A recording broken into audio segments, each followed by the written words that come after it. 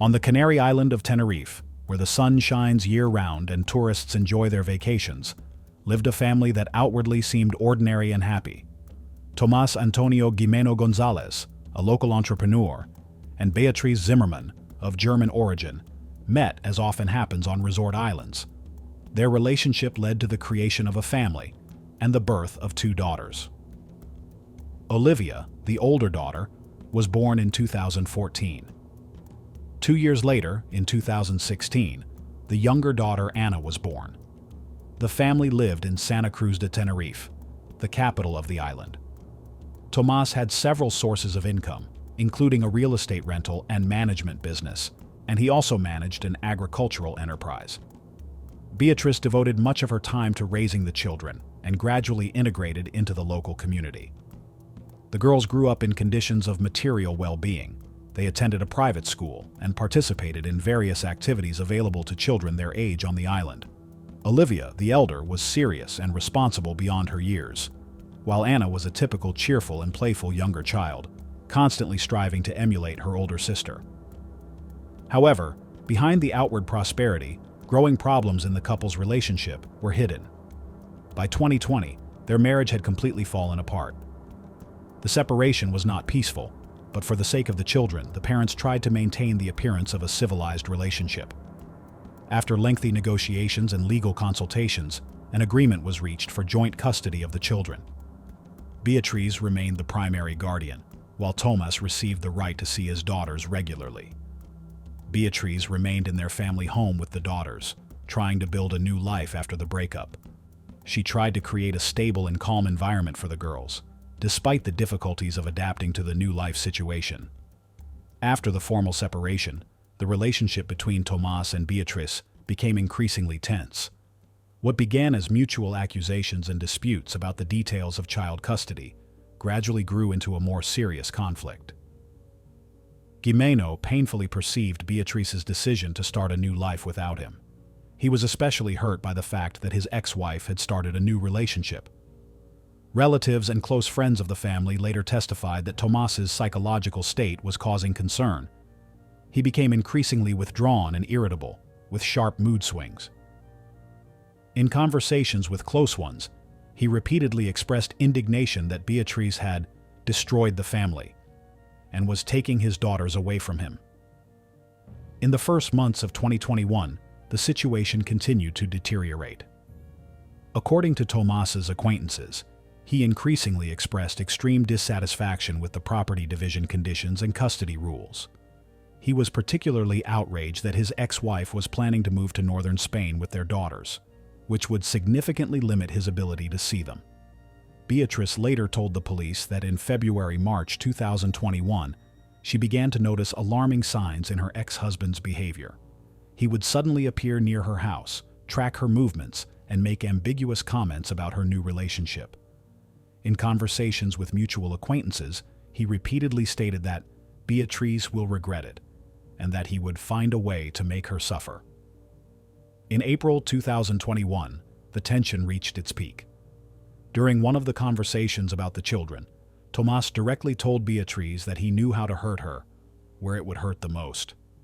Beatriz later recalled these words as a direct threat, the meaning of which became clear too late. April 27, 2021, a Tuesday, was an ordinary day for the girls. They went to school and spent time with their mother after classes. In the evening, according to the custody agreement, Tomás was supposed to take the daughters for a few hours. Beatriz remembered saying goodbye to them as usual, not suspecting that she was seeing her children for the last time. Around 5 p.m., Tomás Jimeno arrived at Beatriz's house to pick up the girls as previously arranged. Nothing in his behavior aroused Beatriz's suspicions. He seemed calm, even joking with the children as they got into his white Audi A3. According to their agreement, he was supposed to return the girls by 9 p.m. that same day. The day was typical for Tenerife, warm and sunny. Olivia was dressed in a t-shirt and denim shorts, Anna in a dress with a floral pattern. Witnesses later reported seeing Tomás with his daughters in several places on the island during the day.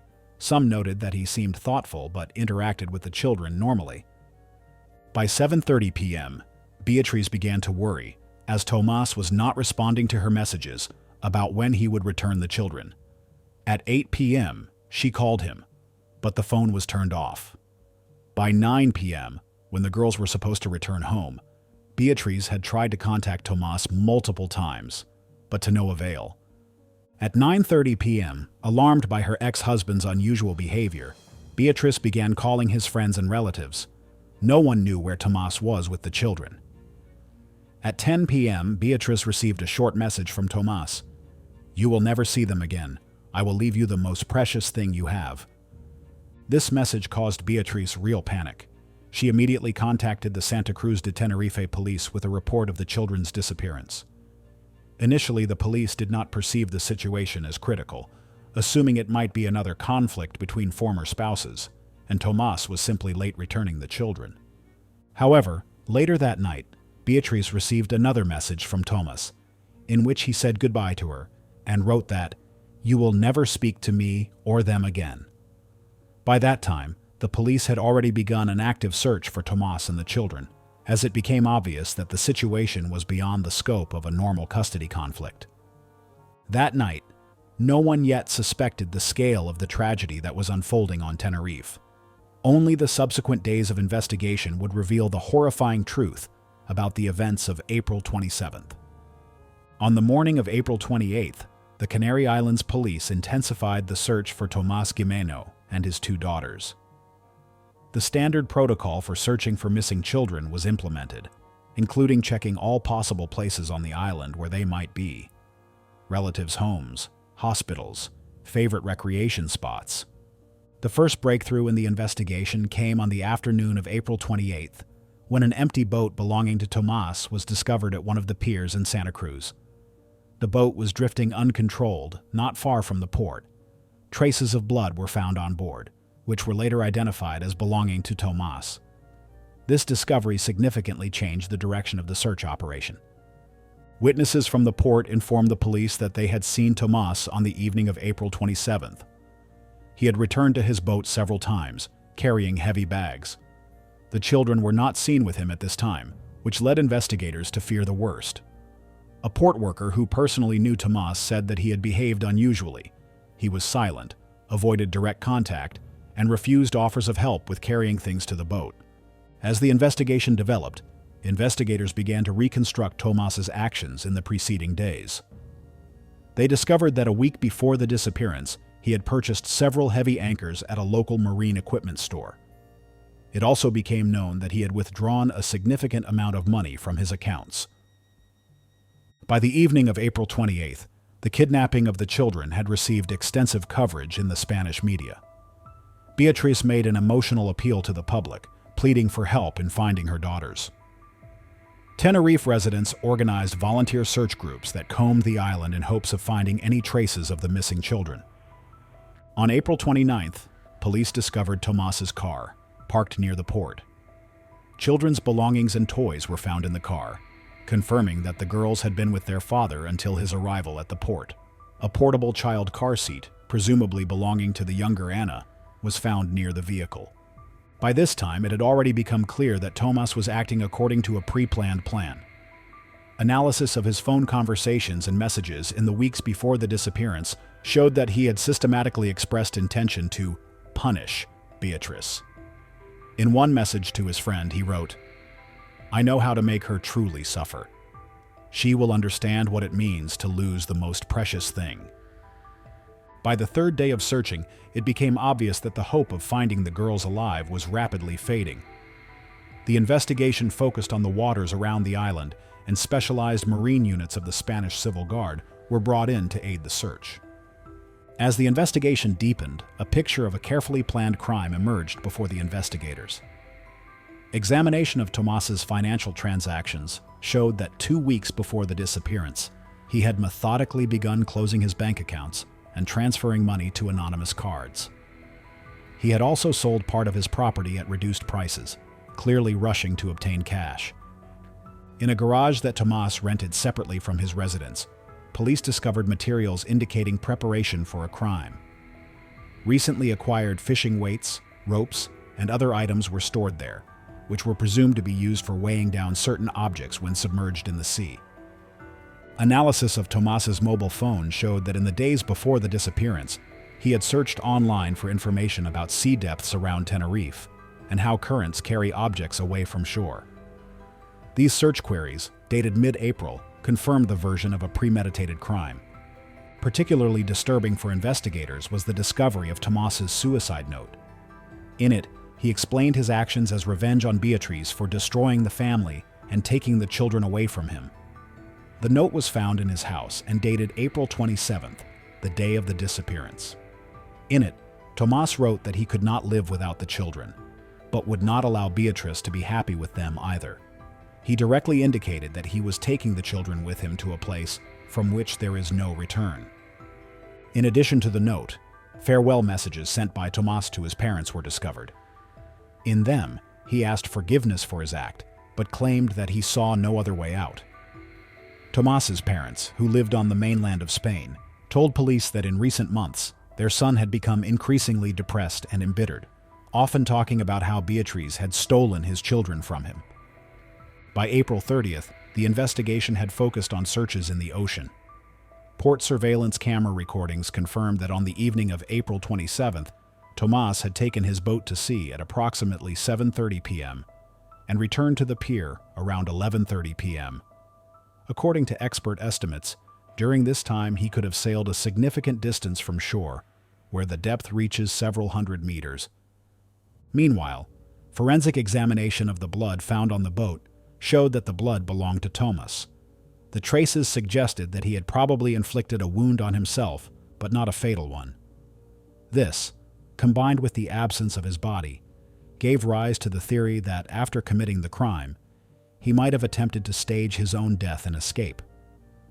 On May 5th, 8 days after the disappearance, a man's body was discovered on the southern shore of Tenerife.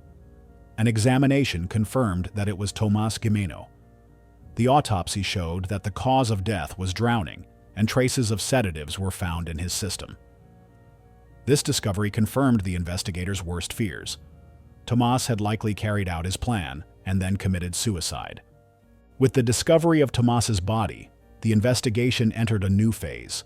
Now the main task was to search for the children, whom, it was presumed, the father had drowned in the sea before committing suicide. The scale of the search operation was unprecedented for the Canary Islands. Specialized marine units of the Civil Guard, Coast Guard, and volunteers from among local fishermen and boat owners were involved in the search. The main difficulty was that the presumed search area was huge. Analysis of the movement of Tomas's boat, based on data from his mobile phone and eyewitness testimonies, made it possible to approximately determine the zone where the children's bodies might be located. However, in this area, the sea depth reached 1,000 to 1,500 meters, which significantly complicated the search operation. On May 8th, the specialized oceanographic vessel Angeles Alvarinho, equipped with advanced technologies for deep-sea research, joined the search. The vessel was equipped with an underwater robot capable of diving to great depths and transmitting images of the seabed. This was the only such ship at the disposal of the Spanish authorities, and its involvement in the search emphasized the importance of the operation. The search operation was complicated not only by the depth, but also by the features of the seabed in this area. It presented a complex relief with numerous crevices and underwater volcanic formations, which made systematic searching difficult. Work continued around the clock. The team of the Angeles Alvarinho methodically investigated square by square, based on data about the last location of Tomas's boat. The underwater robot transmitted thousands of images, which were analyzed by specialists in real time. For the members of the search team, this operation became a serious psychological test. Many of them had their own children, and the thought that they were searching for the bodies of innocent girls made the work emotionally difficult. Nevertheless, they continued the search with professional thoroughness, understanding the importance of their mission. Public support for the search operation was enormous. Tenerife residents organized a system to provide food and drinks for the search teams. Many local businesses offered free services to participants in the search operation. Every evening, candlelight vigils were held on the island's beaches as a sign of solidarity with Beatriz and hope that the bodies of her daughters would be found and could be properly buried. For several weeks, the searches yielded no results. Specialists began to doubt the possibility of finding the bodies, given the depth and complexity of the seabed. However, on June 7th, the first breakthrough occurred. The underwater robot recorded an object at a depth of about 1,000 meters that could be a sports bag, the same as the one that was seen with Tomas on the day of the disappearance. On June 10, 2021, 45 days after the girl's disappearance, a tragic discovery occurred that confirmed the worst fears. The underwater robot from the Angeles Alvarinho vessel discovered a body tied to an anchor at a depth of 1,000 meters. Deep-sea cameras transmitted images that allowed specialists to identify the find as a human body with a high degree of certainty. After a technically complex operation to raise the object to the surface, the worst fears were confirmed. The body of 6-year-old Olivia Jimeno, the older of the missing sisters, was discovered. The child was in a sports bag that was tied to an anchor weighing several kilograms, one of those that Tomas had purchased a few days before the crime. The forensic medical examination established that the cause of Olivia's death was drowning. Traces of sedative drugs were found in her body, which allowed investigators to reconstruct the horrifying picture of the crime. Tomas had probably sedated the girls beforehand so they would not resist, and then drowned them, tying them to anchors to ensure that the bodies would not float to the surface. The news of Olivia's body being found caused a wave of grief throughout Spain. 3 days of mourning were declared on Tenerife. Thousands of people took to the streets with white flowers and candles as a sign of mourning and solidarity with the family of the deceased children. Beatrice Zimmerman, upon learning of the discovery of her daughter's body, issued a touching statement through her lawyer. In it, she thanked everyone who participated in the search and expressed hope that the body of her younger daughter, Anna, would also be found. Olivia and Anna have now become guardian angels for thousands of children. Their deaths should not be in vain, the statement said. The discovery of Olivia's body also put an end to speculation that Tomas might have taken the children abroad, as some had suggested at the beginning of the investigation. It became obvious that what had happened was exactly what the investigators had feared most. The father had killed his children in an act of cruel revenge against their mother. After confirming Olivia's death, the search operation was intensified. Additional vessels with hydrolocating equipment joined the Angeles Alvarinho. The main focus was now on finding the body of the younger sister, Anna, who was just 1 year and 10 months old at the time of the disappearance. In the following days, the underwater robot discovered another bag on the seabed, also tied to an anchor, but when it was raised, it turned out to be empty. Investigators suspected that Tomas had prepared this bag for Anna's body, but for some reason the anchor had come loose, and the current could have carried the younger girl's body far from the scene of the crime. Beatrice Zimmerman, despite the unbearable pain of loss, showed remarkable strength of spirit. She regularly published messages calling for society to pay attention to the problem of violence against women and children in the context of family conflicts. Olivia and Anna became victims of the most cruel manifestation of gender violence using a proxy, when children are used to cause pain to the mother, she noted. After discovering Olivia's body, the investigative team focused on reconstructing the exact sequence of events on the fateful night of April 27th. Based on new data, including autopsy results and analysis of the movements of Tomas's boat, investigators compiled a detailed chronology. According to this reconstruction, after Tomas picked up the girls from Beatrice, he took them to his home, where he presumably gave them sedatives. Then he loaded the already sleeping or unconscious children into his car and headed to the port. Analysis of surveillance cameras showed that he arrived at the port around 7 p.m. and made several trips between the car and the boat, carrying bags. Around 7:30 p.m., Tomas took the boat to sea. According to the geolocation of his mobile phone, he sailed about 5 kilometers from shore, where the depth reaches more than 1,000 meters. Presumably, it was here that he dropped his daughter's bodies, having tied them to anchors beforehand. He then returned to shore, left the boat drifting not far from the port, and likely hid on the island for some time before committing suicide. Among Tomas's belongings, a confession letter was found, in which he explained in detail the motives for his act. He wrote about not being able to bear the thought that his daughters would be raised by another man, and that he decided to take them with him. In the letter, he directly addressed Beatrice, accusing her of destroying the family and asserting that she will suffer until the end of her days, as she made him suffer. This letter confirmed the main version of the investigation. Tomás committed what is known as a revenge killing, or proxy violence, a form of violence in which the perpetrator causes pain to a former partner by harming their common children. The search for Anna's body continued with unabated intensity. The oceanographic vessel, Angeles Alvarinho, methodically investigated an expanded zone around the location where Olivia's body was found.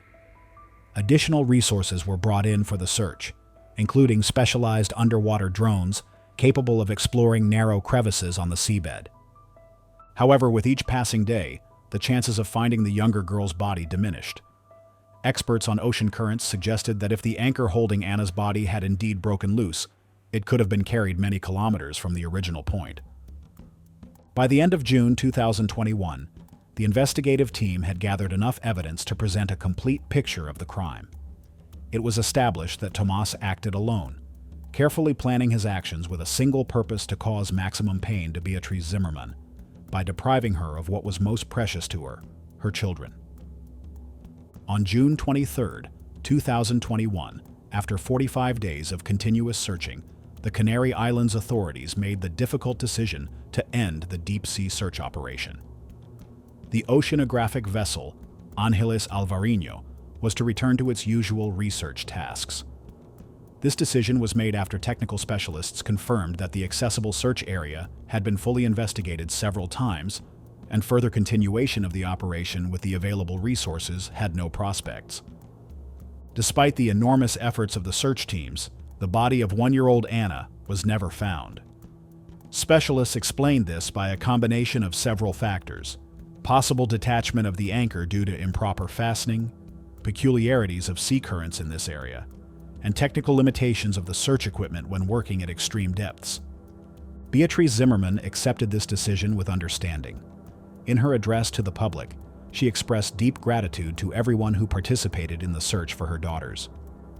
"I know that absolutely everything possible was done. Olivia and Anna are together now. They have become angels who will protect other children," her statement said. Officially, the investigation into Anna's case remained open, but investigators acknowledged that the likelihood of finding her body diminished with time. The Civil Guard stated that they would continue to register any findings that might be related to the case, and urged sailors and fishermen to report any suspicious objects discovered at sea. On June 27th, a memorial service for Olivia and Anna was held at a church in Santa Cruz de Tenerife. The ceremony was broadcast live on television, and thousands of people across Spain honored the memory of the girls with a minute of silence. Beatrice, dressed in white a color, symbolizing peace and innocence, addressed those gathered with words about the need to protect children from all forms of violence. "My daughters should not die in vain. Their story should become a turning point in how society relates to violence against women and children," she said, barely holding back tears. After the ceremony, a memorial action took place on the beaches of Tenerife, during which thousands of white flowers were thrown into the sea as a sign of farewell to the girls. This gesture of solidarity was repeated on many beaches throughout Spain, turning into a nationwide demonstration of grief and outrage at the cruelty of the crime. Officially, the case of the murder of Olivia and Anna Jimeno was closed in July 2021.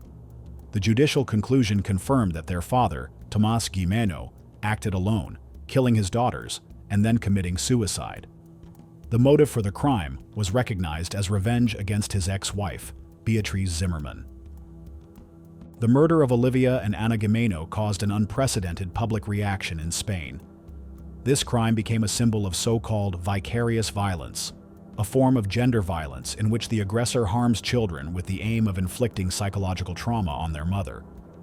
In July 2021, shortly after the official conclusion of the investigation, mass demonstrations against violence towards women and children took place throughout Spain.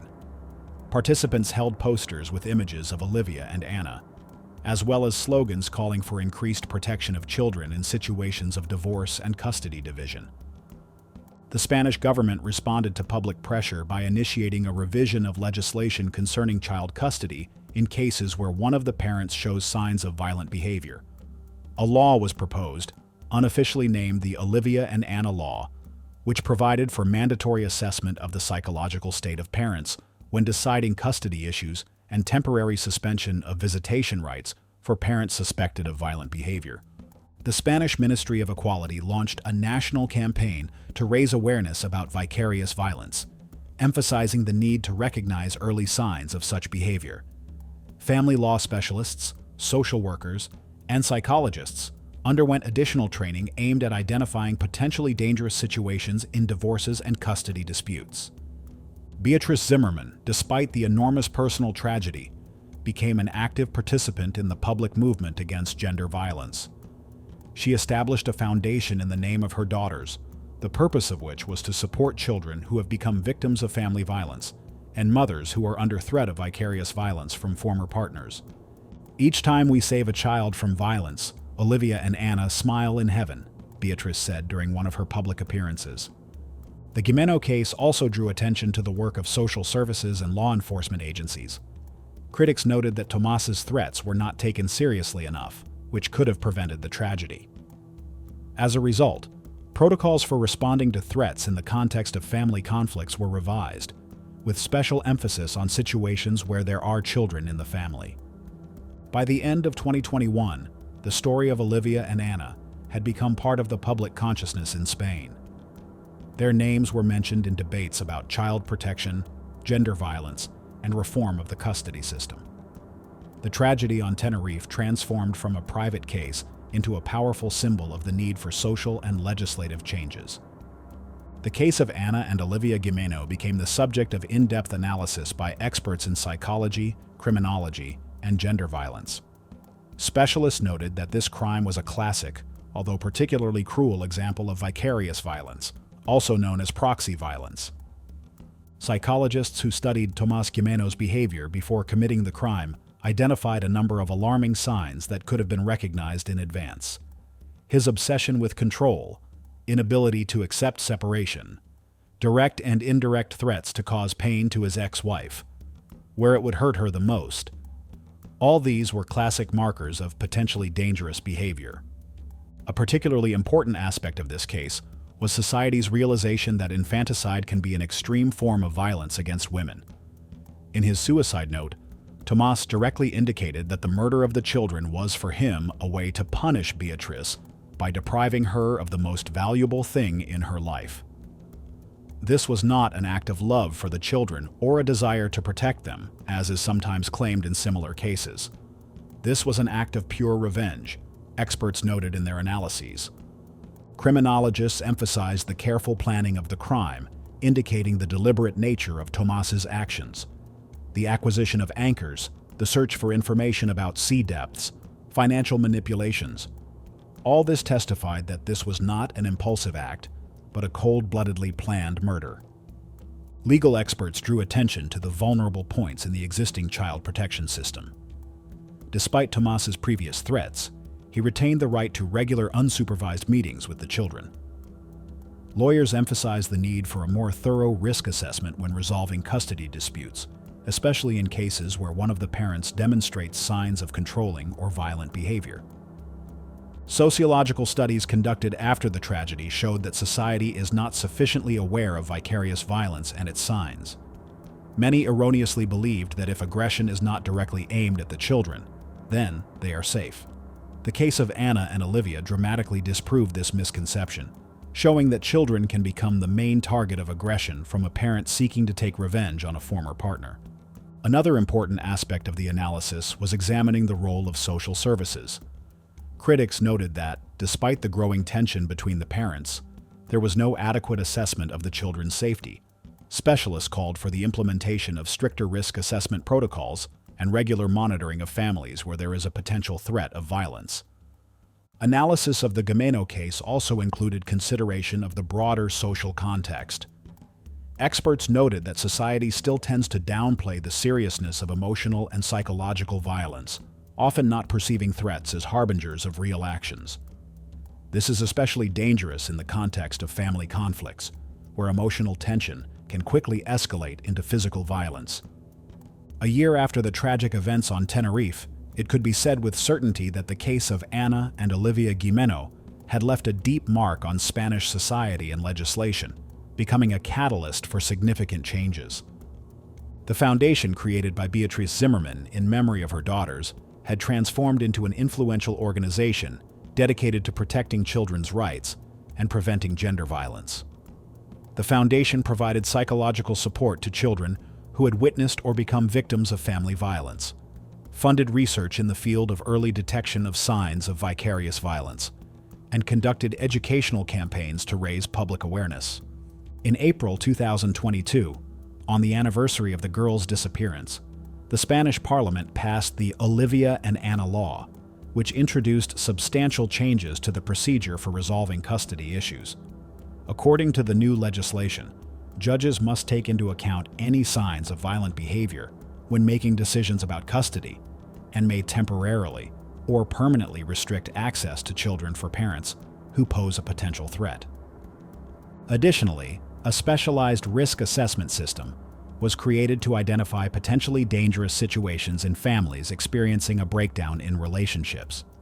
Social workers, psychologists, and law enforcement officers underwent additional training on recognizing signs of vicarious violence and responding appropriately. The story of Anna and Olivia was also integrated into educational programs for schoolchildren and students. Within the framework of civics courses, issues of family violence, respect for personal boundaries, and gender equality were discussed. Many schools across Spain held memorial events dedicated to the anniversary of the tragedy, emphasizing the importance of protecting children from any form of violence. Every year on April 27th, memorial events in honor of Anna and Olivia are held on Tenerife and throughout Spain. In 2022, on the first anniversary of the tragedy, thousands of people gathered on the beach of Santa Cruz de Tenerife to release white flowers into the sea and light candles in memory of the girls. Beatrice Zimmerman, despite the inexhaustible pain of loss, found the strength to transform personal tragedy into a social movement. In her speeches, she spoke about how the memory of her daughters should contribute to creating a safer world for all children. Olivia and Anna cannot be brought back to life, but their memory can save the lives of other children. These words of Beatrice became a kind of motto for the movement against vicarious violence in Spain. Journalists and researchers noted that the tragedy of the Jimeno family led to significant changes in the public perception of gender violence. If previously such cases were often viewed as private family conflicts, now they are recognized as a serious social problem requiring a systematic approach to prevention and early detection. The legacy of Anna and Olivia Jimeno is not only pain and memory, but also concrete changes in legislation, social services, and public consciousness aimed at protecting the most vulnerable members of society, children. Their story, with all its tragedy, became a turning point in Spanish society, a reminder of the need for vigilance, compassion, and decisive action to prevent similar tragedies in the future.